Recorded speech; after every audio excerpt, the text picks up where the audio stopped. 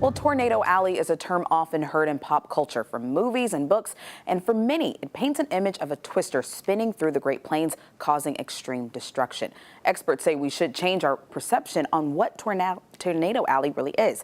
And CBS 19's Colleen Campbell explains. When you hear Tornado Alley, what do you think of? Some great movies may come to mind, whether it involves being spun away into a magical land or hopping into your 95 Dodge Ram to dodge flying cows. These pop culture fantasies created an image for us that is technically incorrect.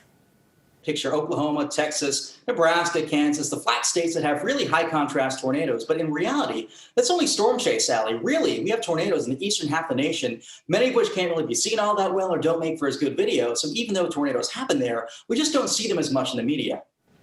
As meteorologist Matthew Cappucci mentioned, the imagery of a large spinning funnel cloud across miles of farmland is not reality. In fact, areas like East Texas, and especially the Arklatex region, which is not under the traditional Tornado Alley area, have a better opportunity at experiencing tornadoes more often. National Weather Service Coordinator Charlie Woodrum explains. In this past year, in 2020, it actually was more active in East Texas and in northwestern Louisiana than it was in Oklahoma.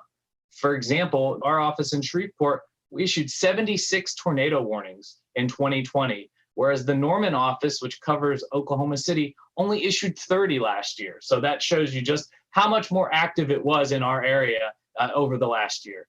Latest trends showing tornadoes across areas eastward of the plains is not the only reason why we should abandon the term. Nocturnal tornadoes as well as rain-wrapped tornadoes are also common here in East Texas. The Alto tornadoes, which hit in 2019, were very unique because multiple tornadoes and two different storms crossed Alto within a couple hours of each other.